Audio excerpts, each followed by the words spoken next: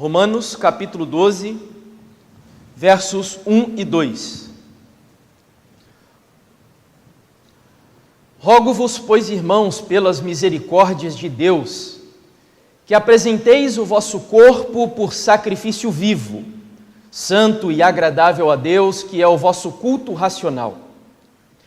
E não vos conformeis com este século, mas transformai-vos pela renovação da vossa mente, para que experimenteis qual seja a boa, agradável e perfeita vontade de Deus. A versão que eu acabei de ler é a Almeida Revista e Atualizada. E eu gostaria de compartilhar também uma outra versão, que é a Nova Almeida Atualizada, uma versão bastante atual. Inclusive recomendo para aqueles que gostam de estudar e pesquisar em versões diferentes, Nova Almeida Atualizada, o texto diz assim: portanto, irmãos, pelas misericórdias de Deus, peço que ofereçam o seu corpo como sacrifício vivo, santo e agradável a Deus. Este é o culto racional de vocês. E não vivam conforme os padrões deste mundo, mas deixem que Deus os transforme pela renovação da mente, para que possam experimentar qual é a boa, agradável e perfeita vontade de Deus. Até aí, então. Para alguns pregadores, a carta do apóstolo Paulo aos Romanos é considerado o Monte Everest, o pico mais alto, mais altaneiro da fé cristã. Para muitos é a epístola das epístolas. Alguns consideram inclusive até um tratado teológico. John Stott, um famoso pregador anglicano, disse que a carta aos Romanos é uma espécie de manifesto cristão. Foi o livro, inclusive, responsável pela conversão de alguns dos gigantes da história da igreja cristã.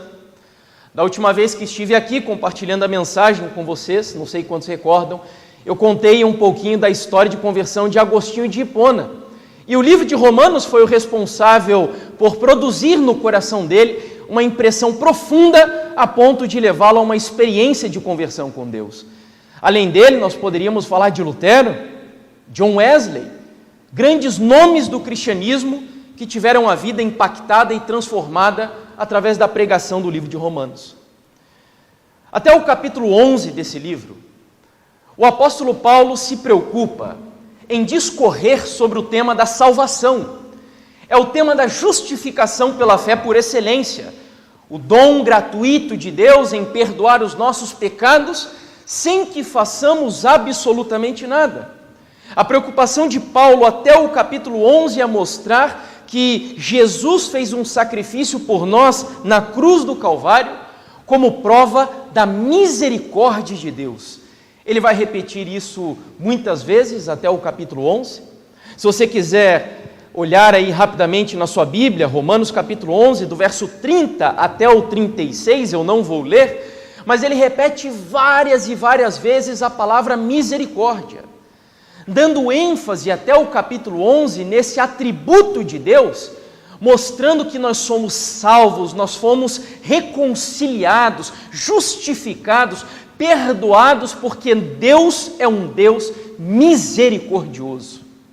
E aí, baseado nisso, logo no capítulo 12, onde ele vai saltar, ele vai alterar, modificar o tema, sua teologia agora, saindo apenas da doutrina para a ética, da teoria para a prática, da teologia para a vida, ou da norma para a conduta. Paulo, então, baseado no que ele disse sobre o sacrifício de Jesus na cruz do Calvário, ele vai pedir agora que nós sacrifiquemos o nosso corpo a Deus em resposta das suas misericórdias em favor da nossa vida. Parece algo muito óbvio, mas o autor do livro Ética, Direito, Moral e Religião no Mundo Cristão, o nome dele é Fábio Comparato, vai dizer algo que para a nossa geração está um pouquinho assim marginalizado. Muitas pessoas hoje dão uma ênfase no cristianismo apenas na parte teórica, doutrinária, intelectual, mas ignoram completamente a importância de que a religião cristã, ela molda a nossa vida por inteiro.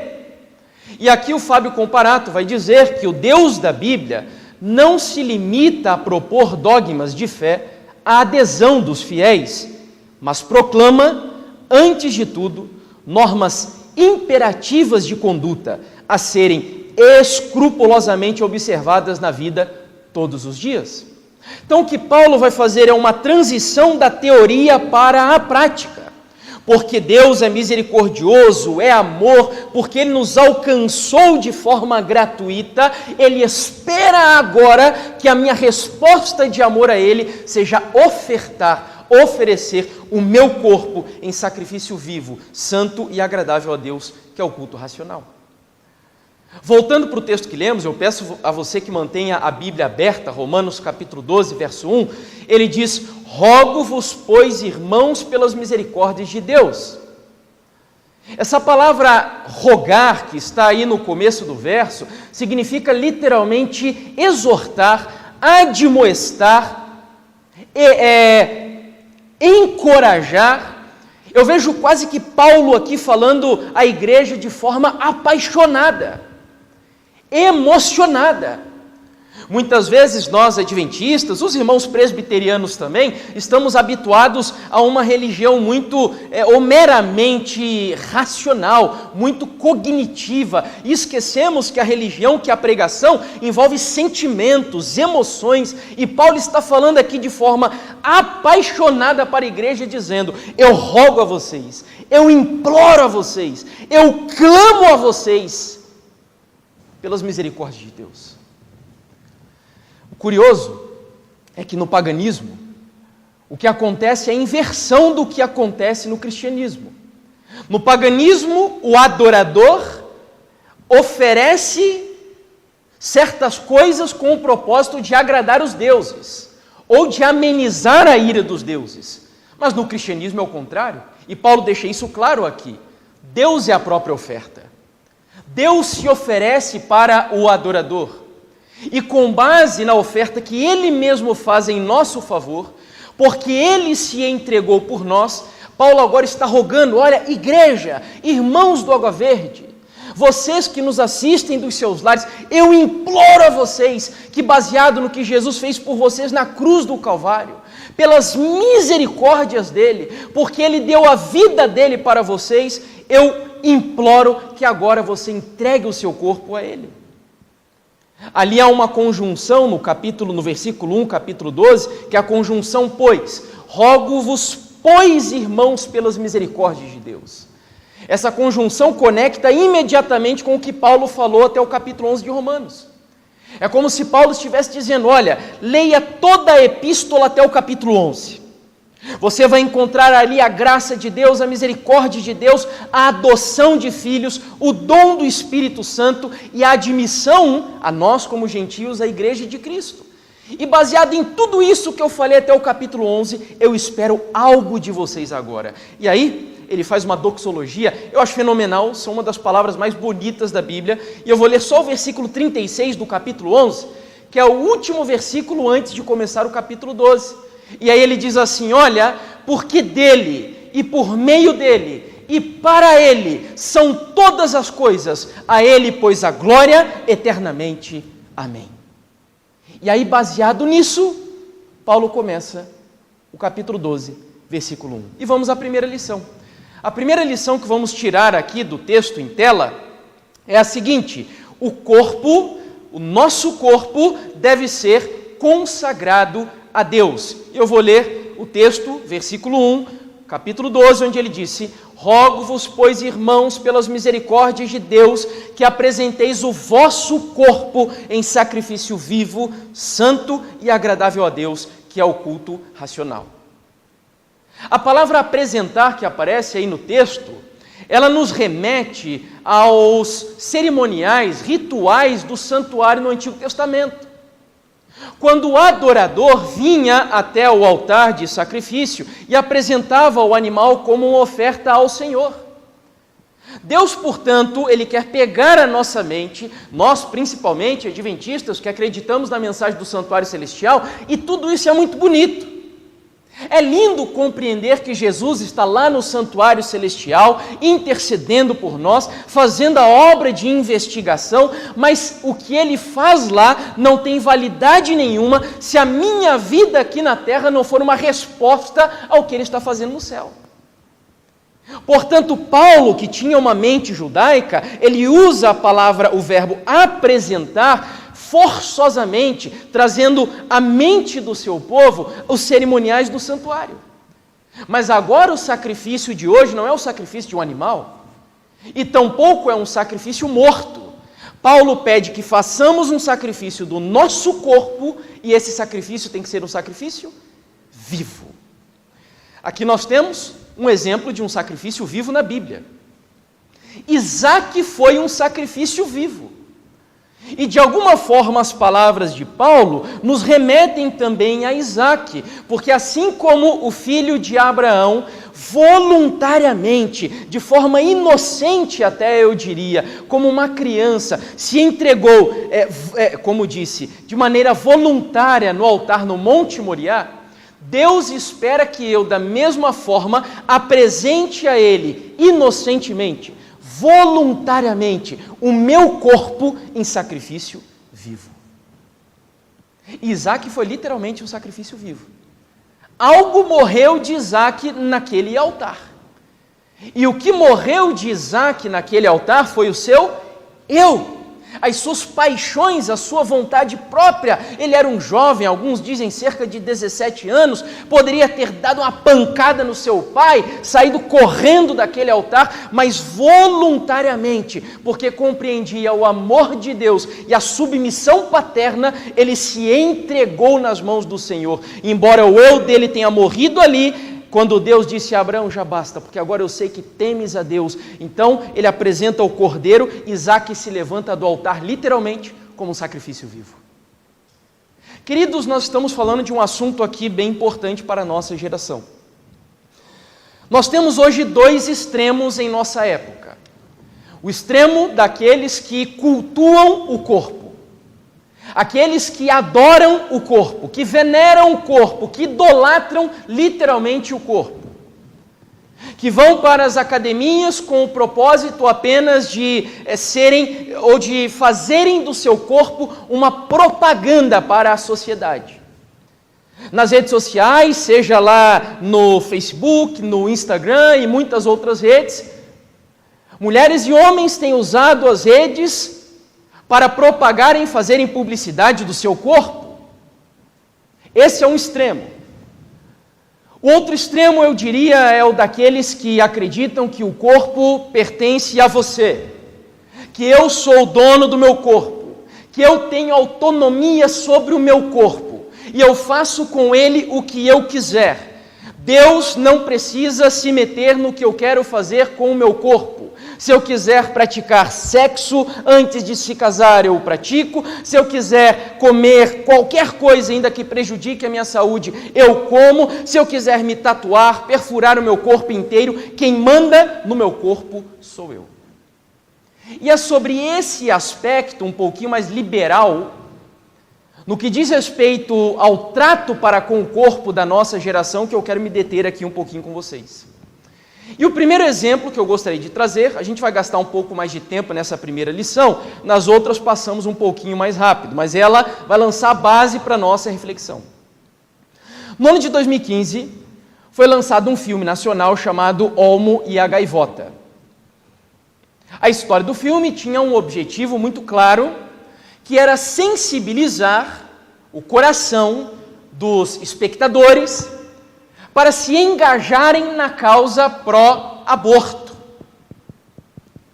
Um discurso feito pela diretora do filme, que é a Petra Costa, acabou provocando nas redes sociais uma reação bastante forte, contrária, por parte de um grupo de pessoas conservadores. Os artistas da Rede Globo, que são sempre muito engajados nessa causa a favor do aborto, e detalhe, é o aborto indiscriminado que estamos tratando aqui, decidiram gravar um vídeo defendendo a diretora do filme. O vídeo dura cerca de 2 minutos e meio, está disponível nas redes sociais para quem quiser assistir. Eu não trouxe aqui para passar a vocês, porque não é um vídeo legal para transmitirmos num ambiente sagrado como é a igreja.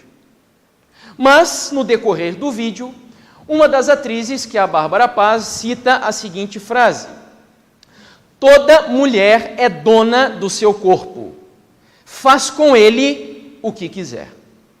Logo em seguida, depois de citar algumas palavras blasfemas, inclusive contra a fé cristã, vários artistas começam a dizer essa frase que se tornou quase que um clichê, um senso comum para muitas pessoas: meu corpo, minhas regras.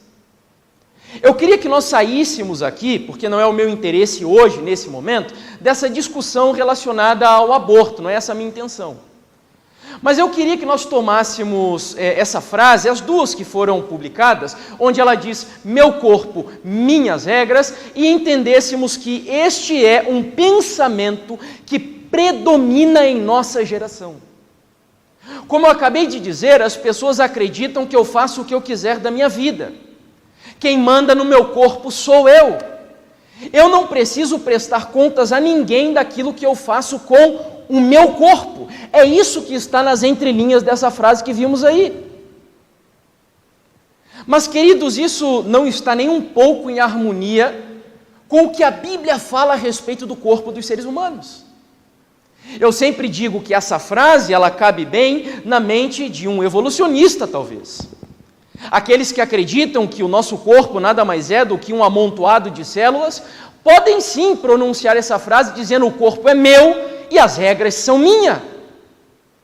Mas para um cristão, eu gostaria que você prestasse atenção no texto que Paulo diz de 2 Coríntios, capítulo 5, verso 10, onde ele diz claramente, eu não sei se tem como colocar aqui também, para a igreja poder acompanhar, mas o texto diz, pois todos nós devemos comparecer perante o tribunal de Cristo, para que cada um receba de acordo com as obras praticadas por meio do corpo, quer sejam boas, quer sejam más. O que fazemos com o nosso corpo, nós prestaremos contas a Deus. Deus é o dono do nosso corpo e, de alguma forma, o nosso corpo está intrinsecamente ligado aos propósitos de Deus para a nossa vida. É isso que o texto diz ali. E Ellen White, em harmonia com o que diz o apóstolo Paulo, vai pronunciar a seguinte palavra: nosso corpo é a possessão adquirida de Cristo e não nos achamos na liberdade de fazer com ele o que nos apraz. Interessante? Portanto, quando Deus diz, rogo-vos, eu imploro, eu clamo, eu suplico, eu exorto com a autoridade baseada na cruz, que você entregue o seu corpo em sacrifício a mim, Ele está de alguma forma dizendo o que vemos aí, porque o seu corpo é possessão de Jesus Cristo. Ela ainda vai complementar, e é uma frase ou um parágrafo que me choca, ele parece ser bastante forte, o que leremos, mas vejamos, nosso corpo pertence àquele que nos fez, ou que o fez.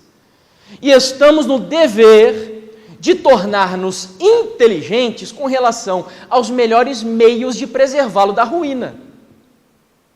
Se enfraquecemos o corpo pela condescendência própria, pela transigência com o apetite e pelo vestir-nos de acordo com as modas destruidoras da saúde, a fim de estarmos em harmonia com o mundo, tornamos-nos o quê?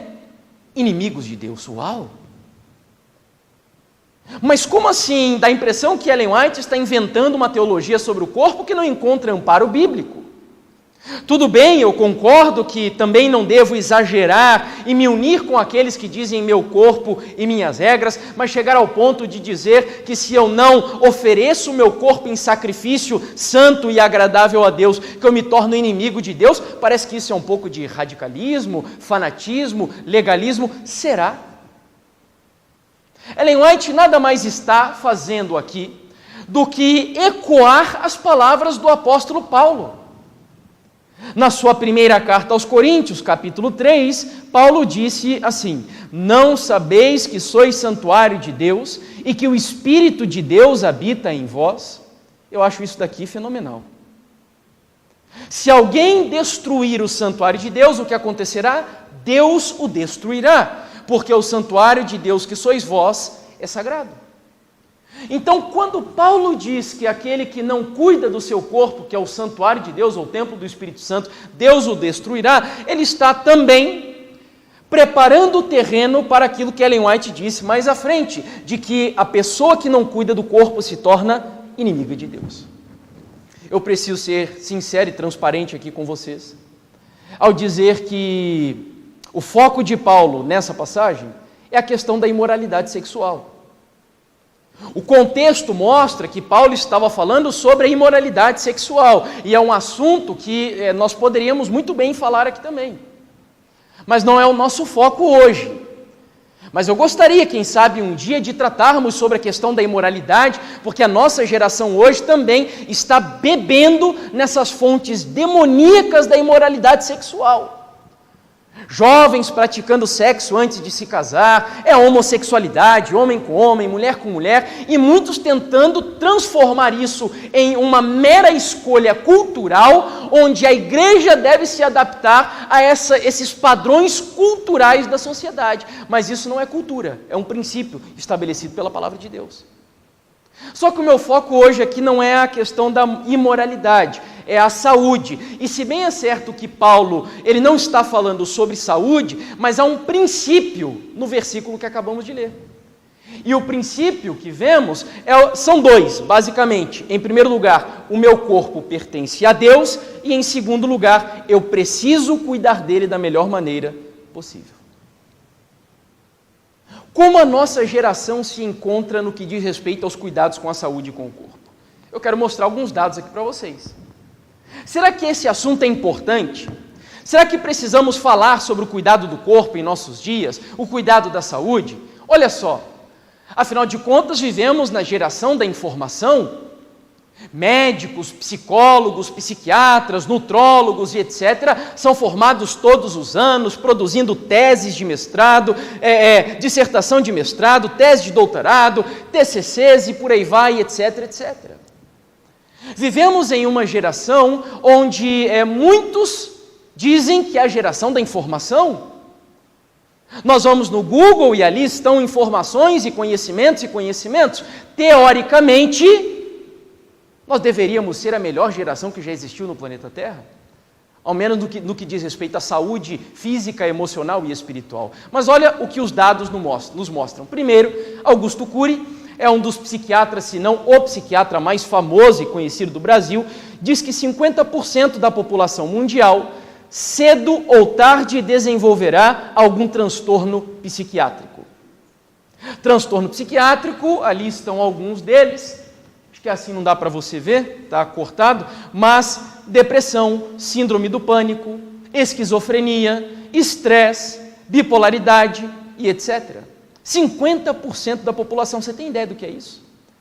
No outro dado, também publicado pelo Augusto Cury, 80% das pessoas apresentam sintomas da síndrome do pensamento acelerado. Alguns dos sintomas estão ali: acordar cansado, dores de cabeça, dores musculares, sofrer por antecipação, dificuldades para dormir, pouco tolerantes com pessoas lentas, mente agitada, e aí ainda tem mais um, que eu acho que ninguém aqui tem esse problema: perda de memória rápida. Será que estamos inseridos nesses dados de 80% de pessoas que estão acometidas da síndrome do pensamento acelerado? De acordo com a OMS, havia uma estimativa de que até 2020 a depressão ocuparia o primeiro lugar entre as causas de doenças e incapacidades no mundo. Sabe o que aconteceu? A profecia se cumpriu. Outro dado, o último relacionado à mente, de acordo com a OMS, também a cada 40 segundos uma pessoa se suicida no mundo. Mas somos a geração da informação. Uma geração que deveria gozar de saúde. Estamos aí acometidos por um vírus que tem assolado milhões de pessoas ao redor do mundo. E uma das maiores causas do vírus afetar o organismo do ser humano, sabe o que é? Baixa imunidade.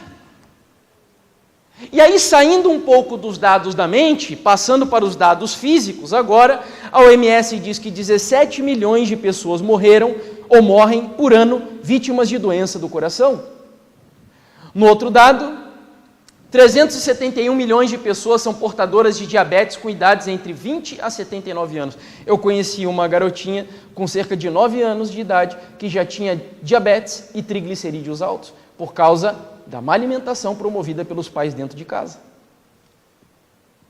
A cada ano, 1 milhão de brasileiros descobrem que são portadores de câncer. E aí, baseado em todos esses dados que vemos aí, surge a pergunta: qual é a causa principal de tanta desgraça, tantas enfermidades, tantos problemas psicológicos? Qual é uma das grandes causas ou um dos grandes fatores que tem provocado essa degradação física e mental dos seres humanos? A alimentação. Eu peguei uma matéria onde o título da notícia dizia que os maus hábitos alimentares podem ser mais letais do que o tabagismo. Nós, da Igreja Adventista do Sétimo Dia, somos grandes promotores ou incentivadores de que pessoas lutem para deixar o tabaco. Mas muitos de nós, às vezes, nos concentramos em alguns fatores que, sim, são claramente perniciosos e destruidores da saúde e ignoramos a questão dos 8 remédios naturais, que envolve uma série de coisas, não só alimentação, mas a nossa ênfase aqui hoje é a parte da alimentação. E a matéria nos diz que muitas dietas praticadas comumente por nós hoje matam mais do que o próprio tabaco. Num pequeno parágrafo da matéria dizia: nossos hábitos alimentares estão matando 11 milhões de pessoas precocemente todos os anos. Você sabe o que são 11 milhões de pessoas? São cerca de 10 cidades de Curitiba morrendo pela má alimentação todos os anos. Um professor chamado Christopher Murray, diretor do Instituto de Medições de Saúde e Avaliação da Universidade de Washington, disse assim, ele foi entrevistado aí nessa matéria: descobrimos que a dieta é um elemento muito importante, seu impacto em nosso organismo é realmente muito profundo. Parece que é uma grande novidade, aquilo que para nós deveria ser óbvio. Hipócrates, inclusive o pai da medicina, já dizia há muito tempo: seja o seu alimento o seu remédio, o seu remédio o seu alimento. Mas a verdade é que a ciência hoje tem descoberto aquilo que para nós adventistas, inclusive, foi nos dado de presente por Deus desde 1863. Olha que também informação interessante essa daqui. Não sei quantos sabiam, a China viveu um regime comunista fechado, muito semelhante ao da Coreia do Norte durante vários anos, durante muito tempo, principalmente na época de Mao Tse-tung. E até o momento em que eles se abriram para a entrada do capitalismo, eles não aceitavam que nada que fizesse parte da cultura ocidental entrasse no seu país. Até que com a abertura do capitalismo começou a entrar lá McDonald's, Starbucks, Burger King, o estilo de vida ocidental, aquele que nós vivemos aqui. E aí então alguns pesquisadores chegaram à seguinte conclusão: na China, a comida ocidental criou uma explosão de obesidade. Aí logo abaixo, essa é uma notícia publicada pela revista Época, conforme a economia chinesa prosperava, a população abandonava a alimentação tradicional e se rendia ao fast food. Para você ter ideia, são dados da própria pesquisa da matéria, em 1985, menos de 1% das crianças e adolescentes eram obesas, quando o regime ainda estava fechado. Porém, a partir de 2014, 17% dos meninos e 9% das meninas foram atingidos pela obesidade. Um índice que explodiu de maneira absurda e muito rápida.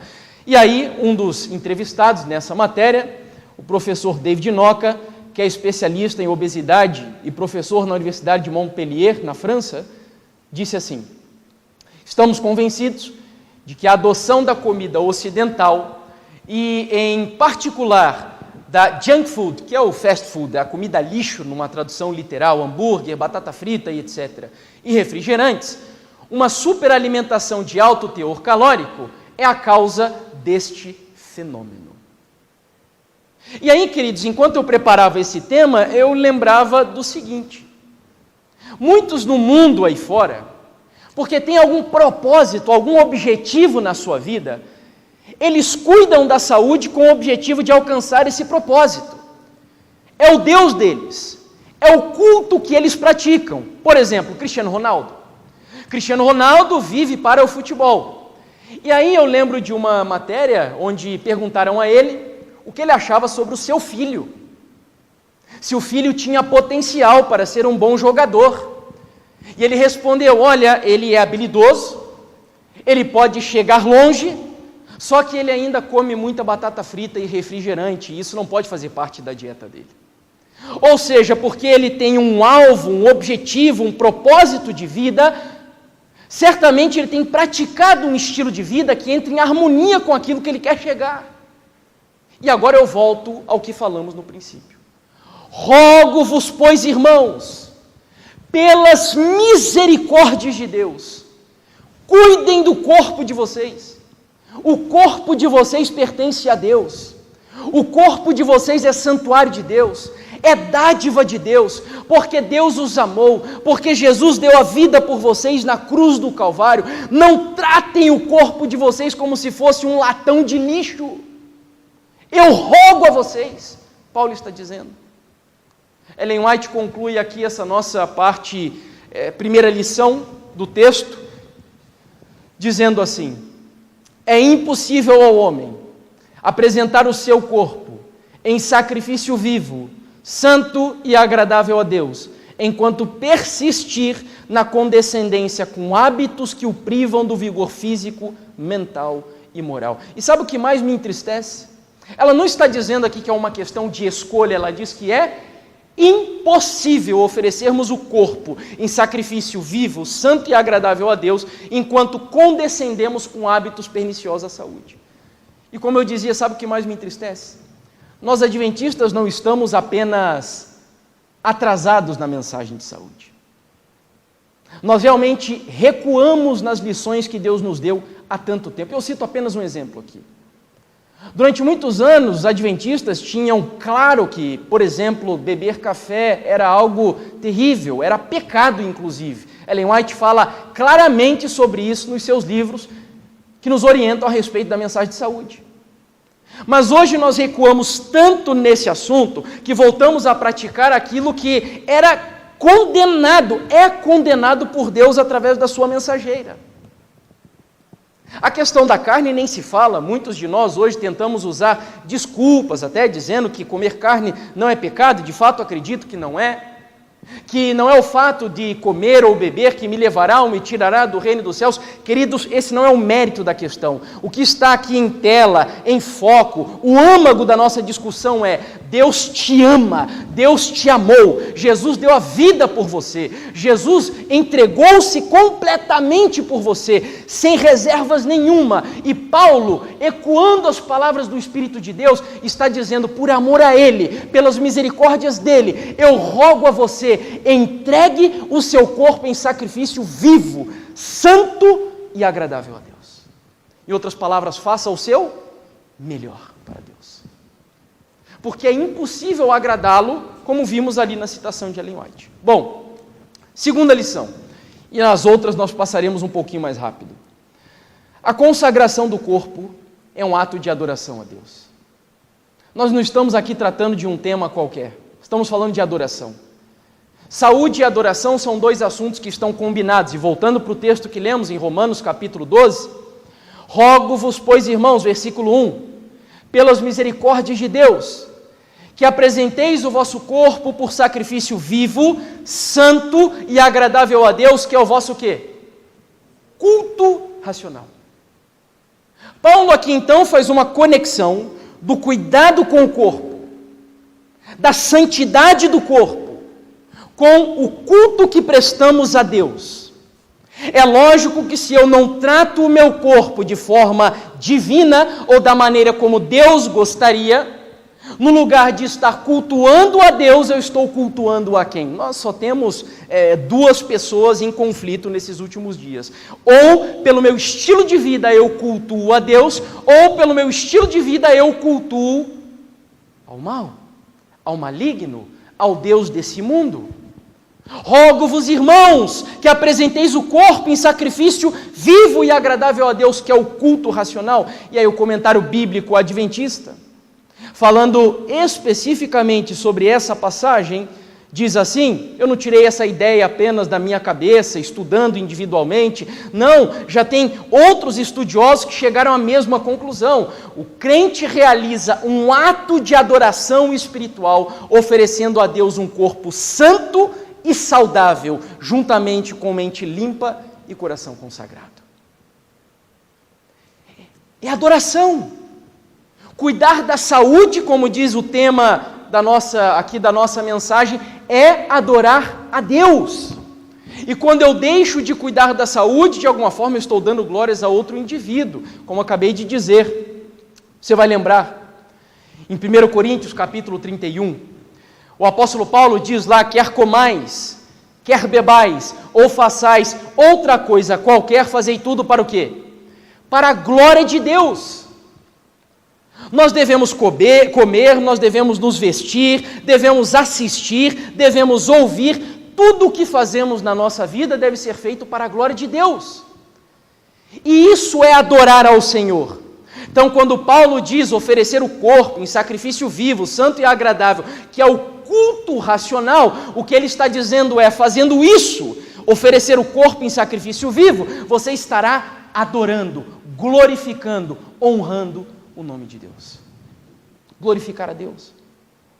O Catecismo de Westminster, publicado pelos puritanos há muito tempo, diz na sua primeira pauta as seguintes palavras: o bem máximo do homem, a finalidade do homem, a razão pela qual o homem vive é glorificar a Deus e gozá-lo para todo sempre.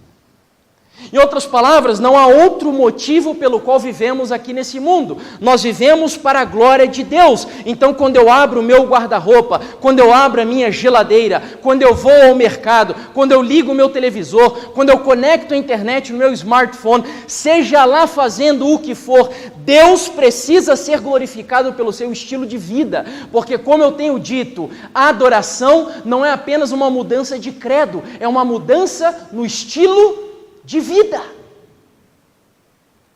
Queridos, olha, eu acredito de todo o meu coração que, sofrendo essa pandemia desgraçada como estamos sofrendo hoje, era da vontade de Deus que nós, adventistas do sétimo dia, fôssemos um luzeiro para o mundo que vivemos, mostrando de que maneira poderíamos ter uma imunidade melhor, um cuidado com a saúde melhor, mas infelizmente, nós não temos aproveitado, muitas vezes, a oportunidade que Deus nos dá. Porque o nosso padrão, e já vamos a esse detalhe na sequência do texto, o nosso padrão de vida hoje é muito semelhante ao padrão de vida do mundo que está aí fora. Não me entendam mal, mas nós temos hoje depositado toda a nossa confiança nas vacinas e temos que tomá-las, e eu vou tomar quando elas saírem, mas em primeiro lugar, antes das vacinas, a nossa confiança deveria estar na dieta que Deus deu para os cristãos viverem nessa época. No maná que o Senhor enviou desde os altos céus para a igreja adventista do sétimo dia em nossa geração.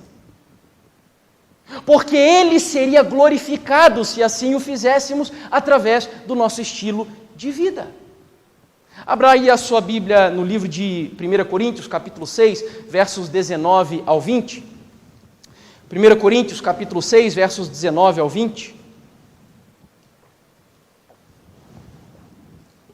Diz assim: acaso não sabeis que o vosso corpo é santuário do Espírito Santo, que está em vós, o qual tendes da parte de Deus e que não sois de vós mesmos? Porque fostes comprados por preço, agora, pois, glorificai a Deus no vosso corpo. Você vê que Paulo enfatiza, eu tenho dito que Paulo desenvolveu uma teologia sobre o corpo nas suas cartas. E aqui ele está dizendo de maneira clara, glorifique a Deus no seu corpo. Cuide com o que você introduz aí no seu organismo. Glorifique a Deus através da sua vida. E saindo um pouquinho da esfera só da alimentação aqui, porque eu sei que tem jovens acompanhando também.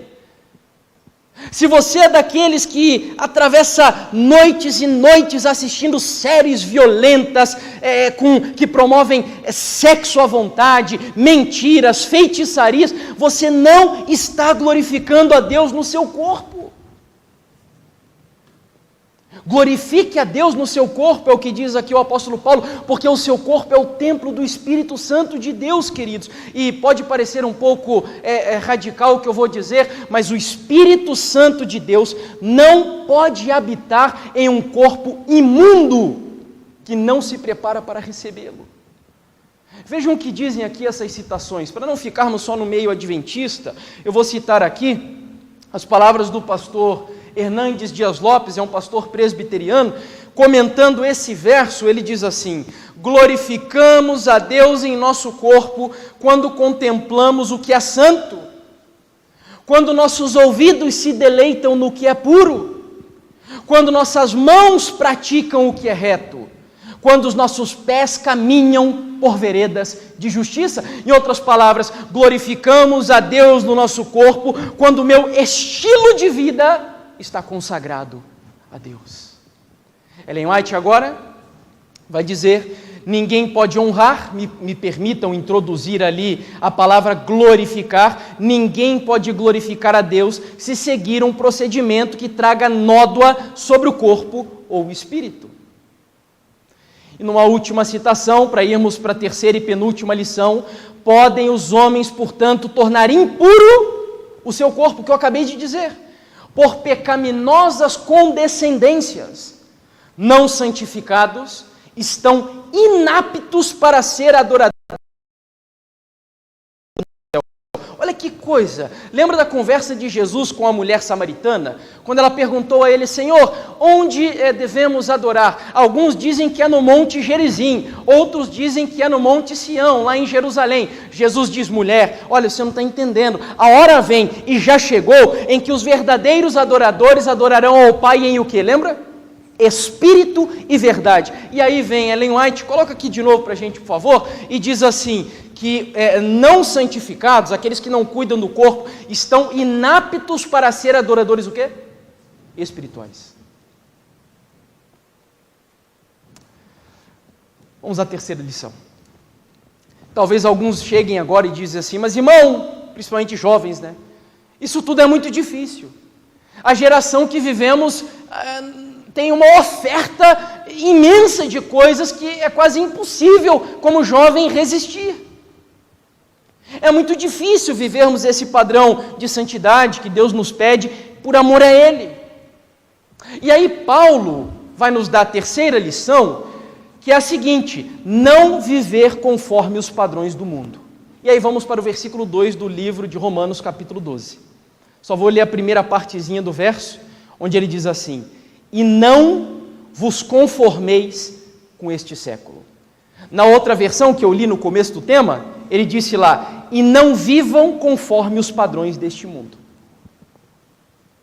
A resposta que Paulo dá para nós, inclusive a palavra que ele escolheu, sabe ali onde está na sua Bíblia a palavra conformeis?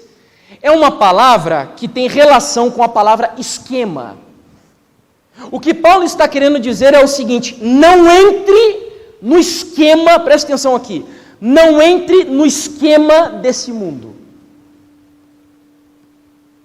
Sabe quando você vai numa loja?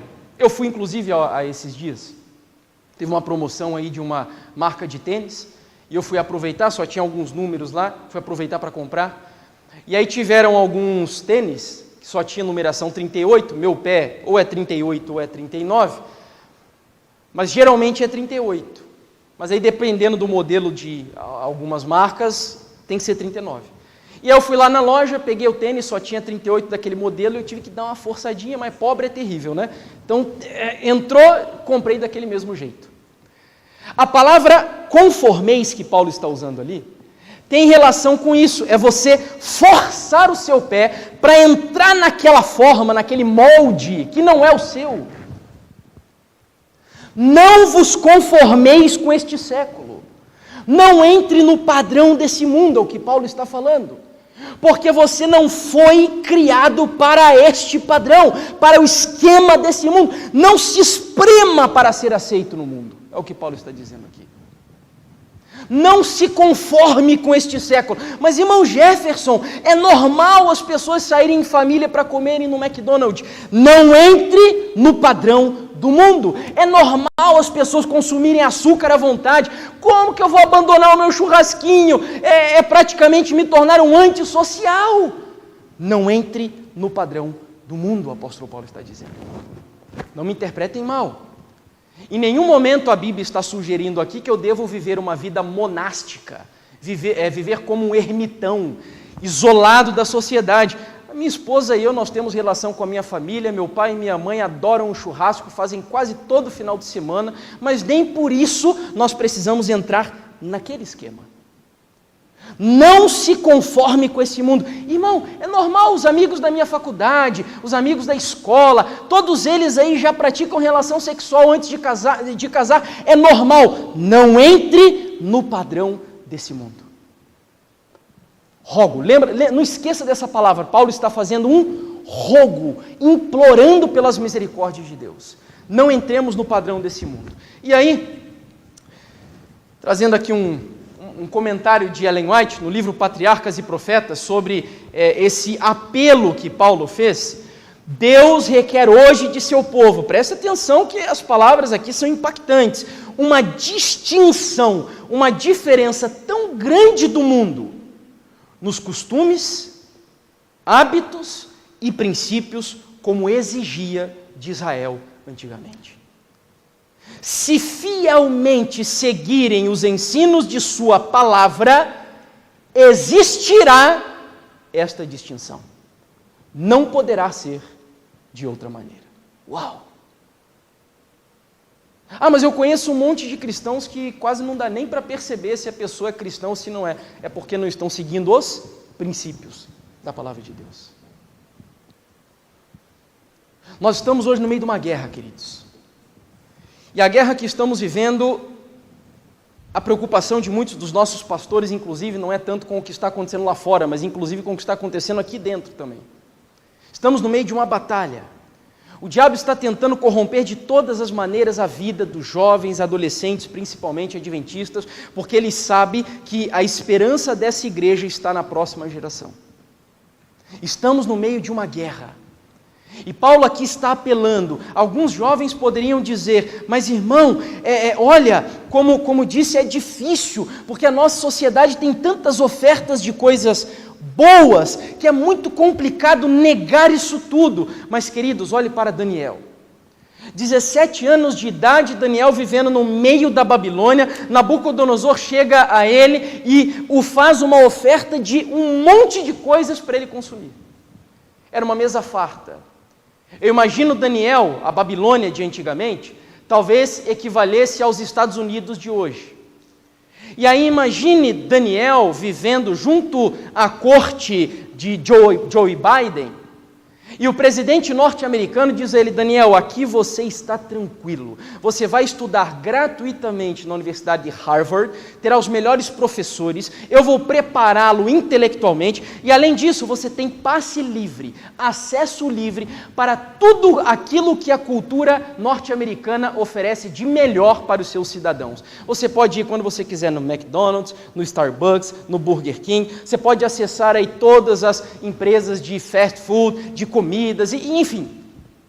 E aí Daniel, diz a Bíblia, decidiu firmemente não se contaminar com as iguarias do rei. É mais ou menos o que Paulo está dizendo, não entre no esquema desse mundo. Daniel não entrou. Daniel era uma luz no meio da Babilônia. Daniel foi um sal no meio daquela terra. E aí, queridos, entrando para a última aplicação do texto, a quarta e última, a mente precisa ser transformada. Essa é a quarta lição que tiramos do texto.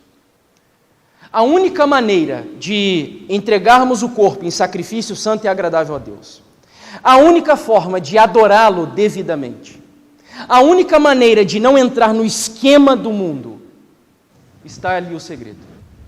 A mente precisa ser transformada. Vamos ler o texto? versículo 2, Romanos capítulo 12, e não vos conformeis com este século, mas transformai-vos pela renovação da vossa mente, para que experimenteis qual seja a boa, agradável e perfeita vontade de Deus.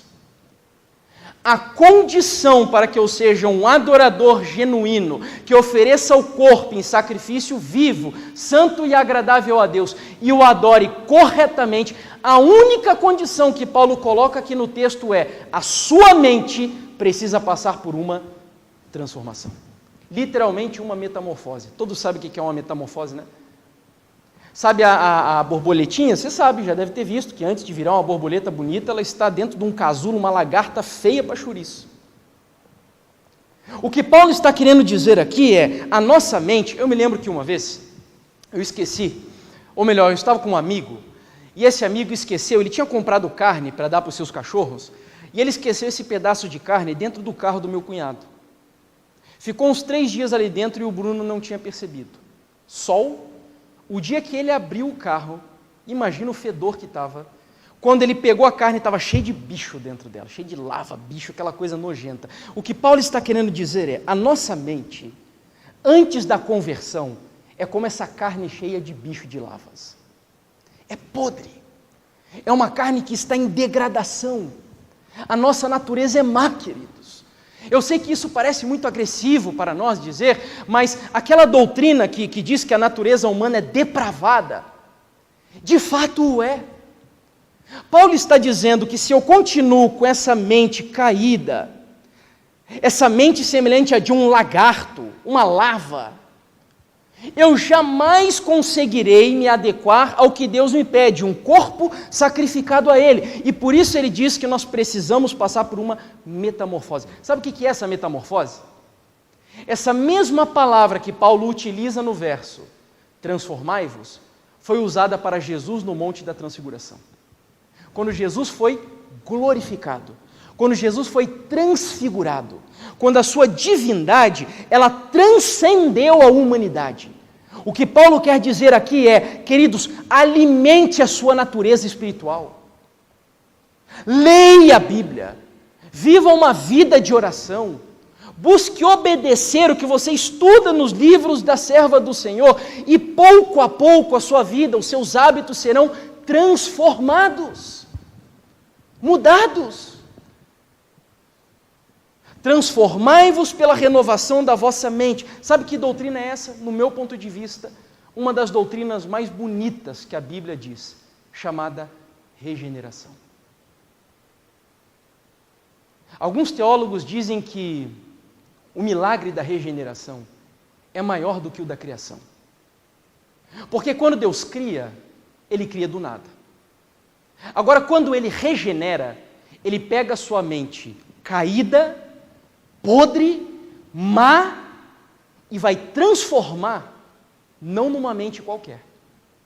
Sabe qual é a promessa que a Bíblia faz para a mente de um servo de Deus? Sabe qual é? Abra sua Bíblia em 1 Coríntios, capítulo 2, versículo 16. Essa é a mente que Deus quer implantar em você. E assim nós vamos superar os problemas do mundo. Que mente que é?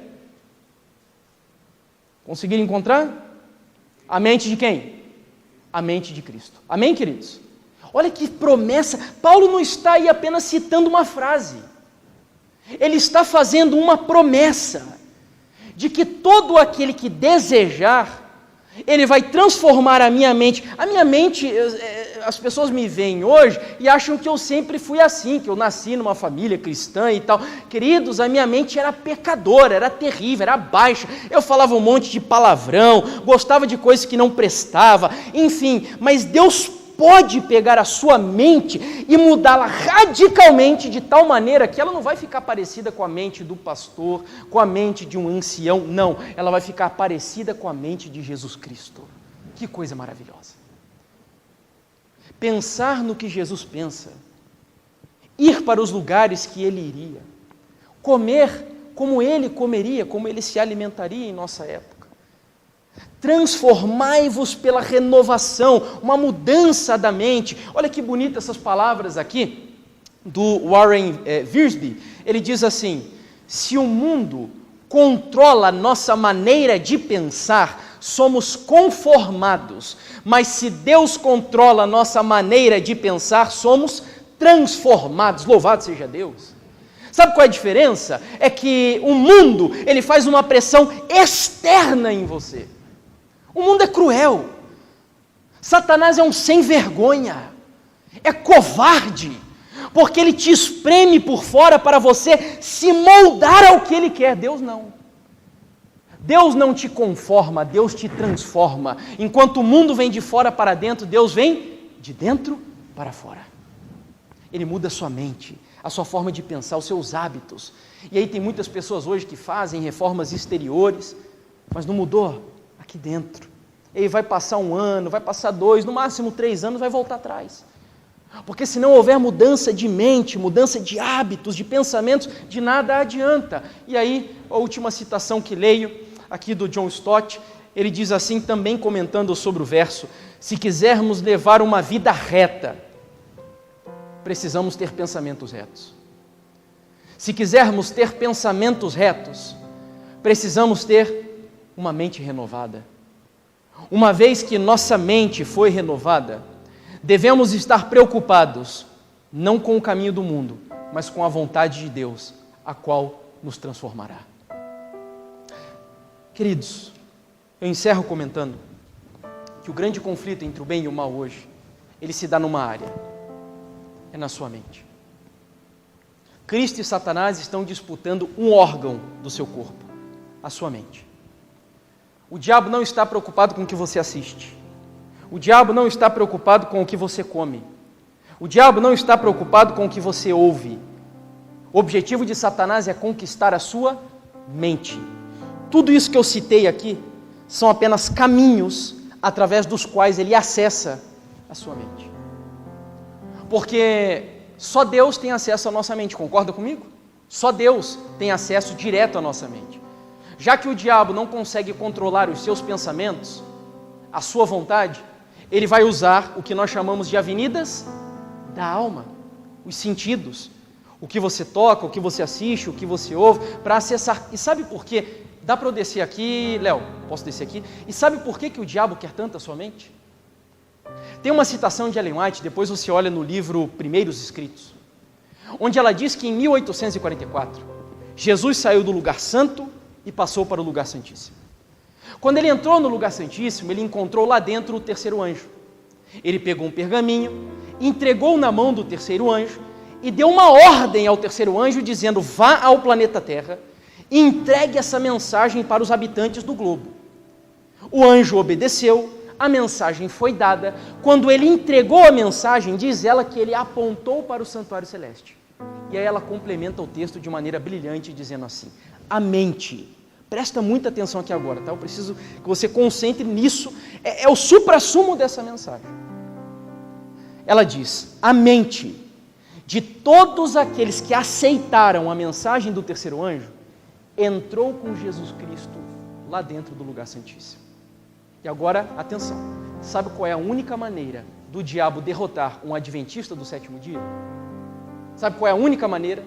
Tirando a sua mente do lugar santíssimo.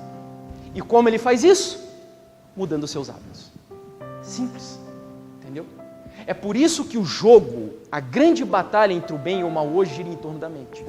É por isso que Ellen White diz que o braço direito da mensagem do terceiro anjo, qual é, Cíntia? A mensagem de saúde.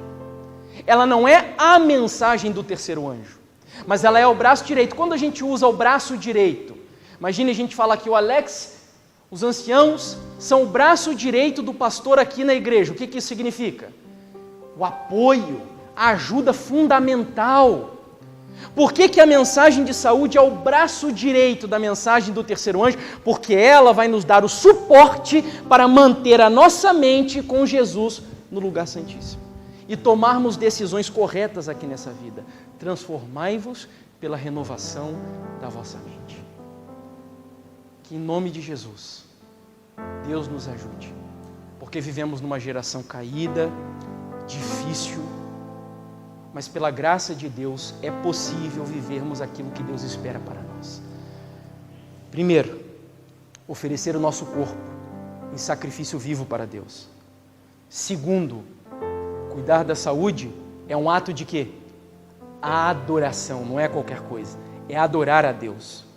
Terceiro, nós não devemos entrar no esquema do mundo, porque ele nos pressiona por fora, mas não devemos ceder. Quarta e última lição, todas essas três só serão possíveis se houver uma transformação da nossa mente. Que a nossa mente seja transformada e seja não transformada para qualquer uma, mas semelhante à mente do nosso Senhor Jesus Cristo. Amém?